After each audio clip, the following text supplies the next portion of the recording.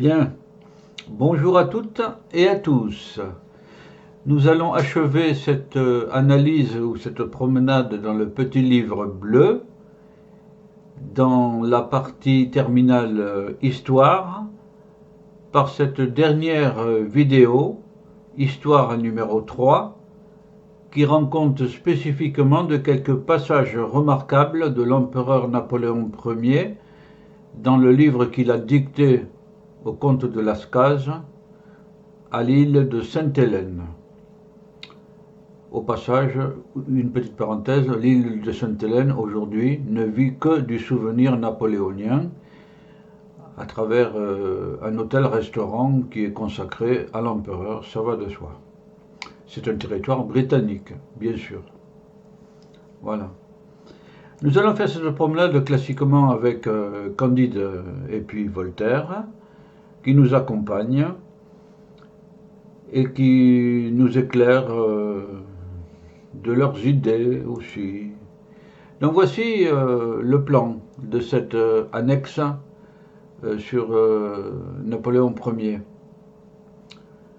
Voilà les thèmes qui sont très divers. Ce sont des notes prises. Nous allons commencer par...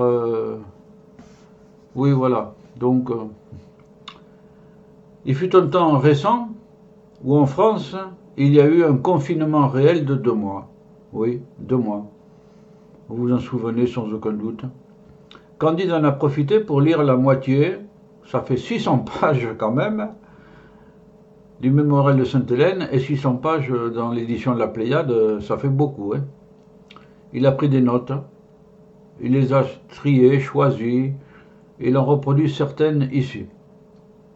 Tous les renvois sont donc faits au Mémorial de Sainte-Hélène, l'édition de la Pléiade.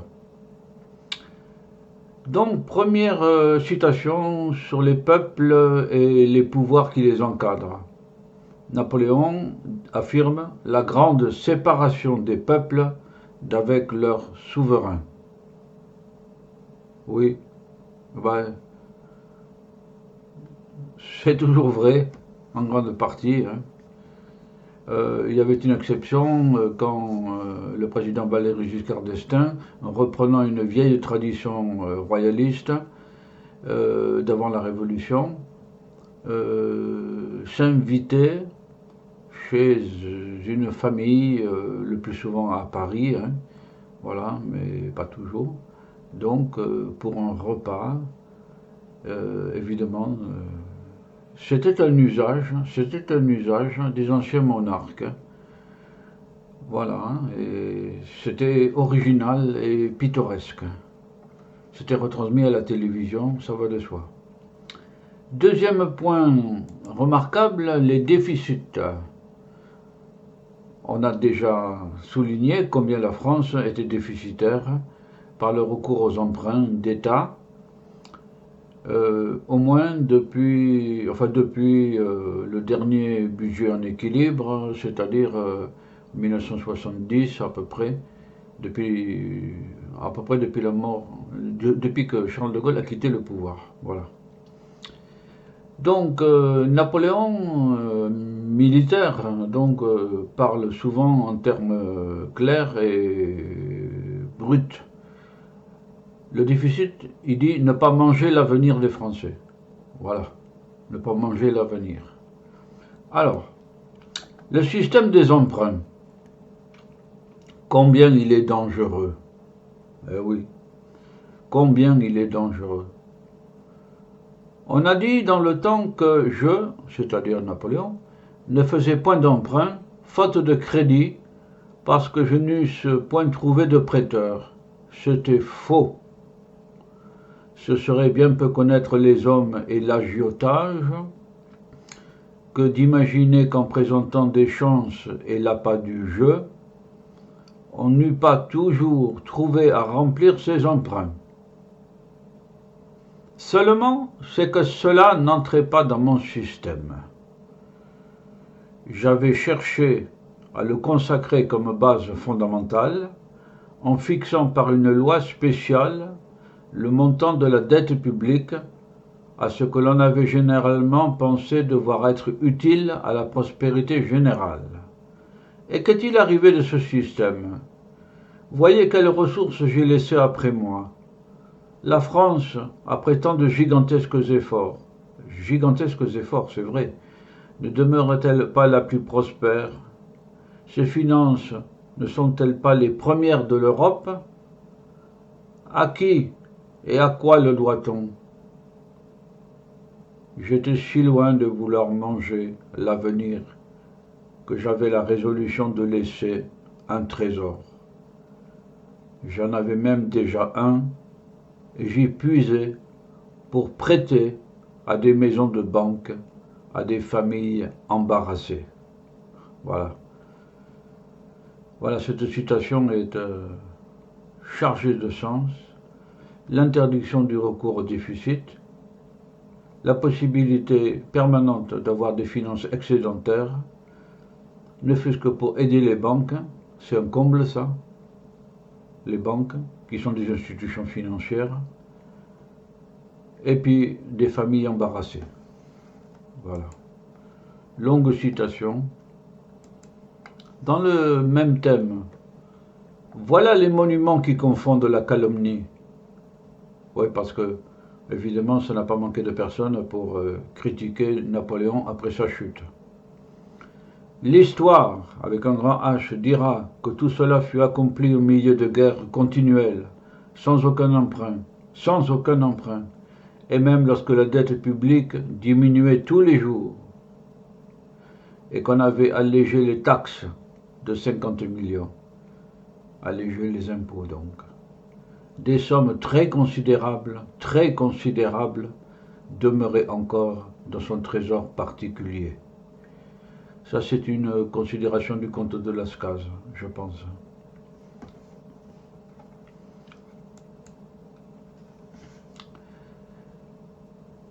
Sur le thème du commerce libéral ou des monopoles légaux, il y a un point volumineux. Je vous renvoie à la Pléiade, le tome que j'ai indiqué, le tome 1 ou le tome 2, je me souviens plus ce que j'ai lu, voir la page 92 où le texte est assez long. Constitution, maintenant, au sens juridique, le texte sommital. Nous sommes de notre nature si inquiets, si faiseurs, c'est-à-dire on est tout le temps à faire quelque chose, si bavards, ah oui, ça aussi. Il arrive 20 révolutions et nous aurons aussitôt 20 constitutions. C'est ce dont on s'occupe le plus, ce qu'on observe le moins. On voit le militaire.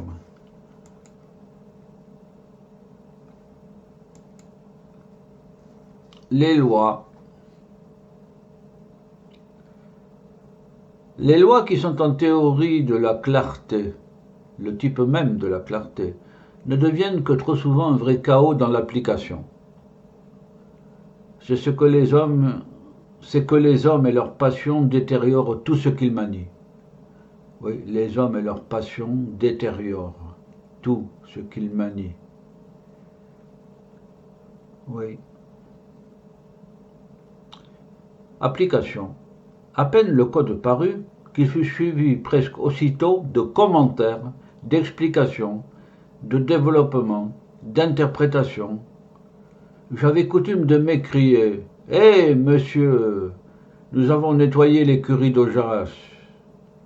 Pour Dieu, ne l'encombrons pas de nouveau. » Pour l'écurie d'Augeas, vous voyez la mythologie grecque.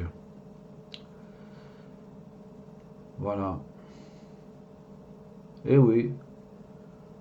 Les textes à l'origine sont l'objet de réflexion, de discussion, d'élaboration. Et puis ensuite, après, quand on les applique, il y a des interprétations. Et alors là, il peut y en avoir beaucoup. C'est ce que veut dire Napoléon. Les ministères maintenant. L'empereur disait que le ministre du Trésor et le ministre secrétaire d'État étaient de ces institutions dont il se félicitait. Le ministre du Trésor concentrait toutes les ressources et contrôlait les dépenses de l'Empire. Du ministre secrétaire d'État émanaient tous les actes. Il était le ministre des ministres, donnant l'avis à toutes les actions. Le grand notaire de l'Empire, signant et légalisant toutes les pièces. Bon, voilà des considérations. Avec le premier, ça continue donc. Je connaissais à chaque instant l'état de mes affaires. Avec le second, je faisais parvenir toutes mes décisions dans toutes les directions. Si bien qu'avec mon ministre du Trésor et mon ministre secrétaire d'État seul, et une douzaine de scribes, je me fusse fait fort de gouverner l'Empire. C'est osé comme raisonnement, comme phrase ça. 3 personnes, l'empereur et 2 ministres, dirigeaient tout un empire. Car Napoléon était allé loin, jusqu'à Moscou. Bon, mais enfin bon, l'Empire n'englobait pas la Russie, mais l'Allemagne notamment, etc., etc. Bon, voir l'histoire napoléonienne. Parlement d'Ancien Régime. L'Ancien Régime, c'est la période d'avant 1789. De 987, Hugues Capet, roi de France, oui, et puis jusqu'en 1789, Révolution. Les parlements se prétendant les États généraux au petit pied usurpèrent les droits de la nation. Oui, voilà une phrase. Dans les provinces, il y avait des parlements, si vous voulez, des conseils régionaux. Les parlements. Ils se prétendaient les États généraux au petit pied. Les États généraux, les rois de France avaient jadis, il y a longtemps, l'habitude, pas pour tous les rois, mais souvent, de convoquer les États généraux, c'est-à-dire la réunion des 3 ordres, la noblesse, le clergé et le tiers-état, la bourgeoisie, la paysannerie. Voilà. Là, c'est au petit pied parce que les États généraux, c'était à Paris. Au petit pied, c'était les provinces, les parlements locaux au petit pied. Voilà. Et là, Napoléon affirme qu'ils usurpèrent les droits de la nation. Les parlements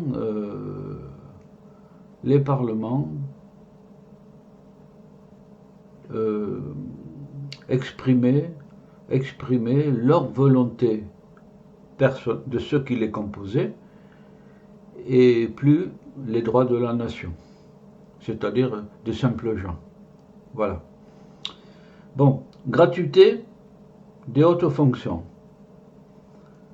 Ça, c'est original aussi. Mon intention, au contraire, eût été de rendre la plupart des hautes fonctions à peu près gratuites.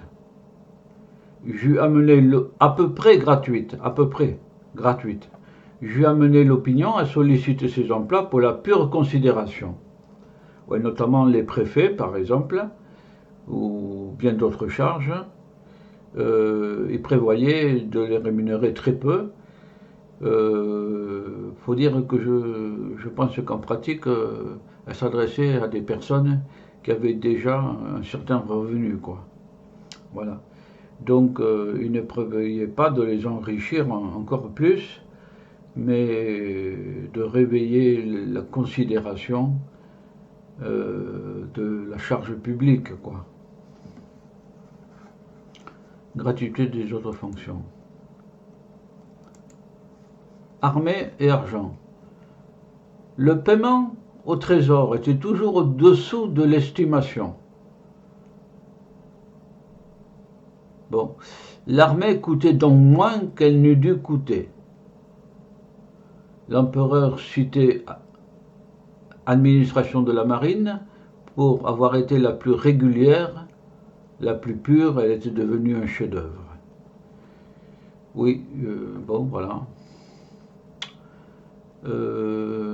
L'empereur dit aussi que La marine était un corps très particulier, complètement distinct du reste des armées. Et donc, voilà que ce particularisme était difficile à gérer. Il a toujours cherché d'ailleurs un amiral qui puisse remplacer Suffren, hein. On en a parlé au début, Suffren, pour l'amiral Satan, comme l'appelaient les Anglais. Mais le particularisme de la marine n'a pas permis de trouver un amiral de cette trempe-là, qui avait servi Louis XVI, peut-être Louis XV, sans doute aussi, voilà, et qui était mort malheureusement quand Napoléon est arrivé au pouvoir. Voilà, d'où Trafalgar, etc. Éducation.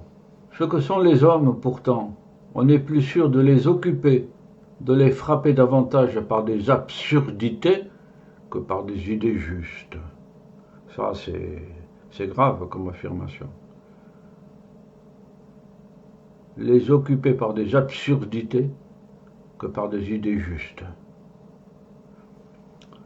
Bon, il ne dépend pas toujours du maître de faire de bons écoliers. Ouais.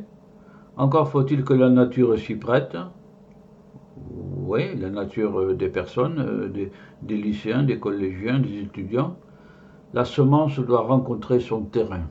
Oui, oui, oui, oui, évidemment. On peut semer, mais si c'est sur du sable, ça ne pousse pas. Donc, il faut un bon terrain aussi. Il faut les deux. Le bon professeur et le bon terrain. Le bon étudiant. Les avocats. Idée originale. Un jour, l'empereur disait encore que s'il eût du loisir, s'il eût eu du loisir, il devait être très très occupé. Il y avait peu d'institutions sur lesquelles il n'eût porté la main. Et il s'arrêtait sur le fléau des procès, qu'il disait être une véritable lèpre, un vrai cancer social. Déjà, mon code, disait-il, les avait singulièrement diminués, en mettant une foule de causes à la portée de chacun. Et il restait encore beaucoup à faire aux législateurs. Oui, non qu'il dût se flatter d'empêcher les hommes de se quereller entre eux. Il fallait empêcher un tiers de vivre des querelles des deux autres. J'aurais donc voulu établir qu'il n'y eût avoué ni d'avocats rétribués que ceux qui gagneraient leur cause. Par là que de querelles arrêtées. Oui, sans aucun doute, mais on n'a pas basculé dans cette voie.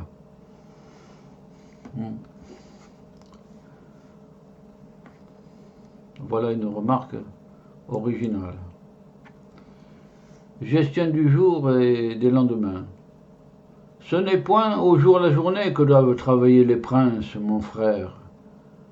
C'est sur l'avenir qu'il faut jeter les yeux. Ouais. Ah ben voilà, à une époque où on élit des présidents pour 5 ans et où chaque jour suffit sa peine. Hein, voilà.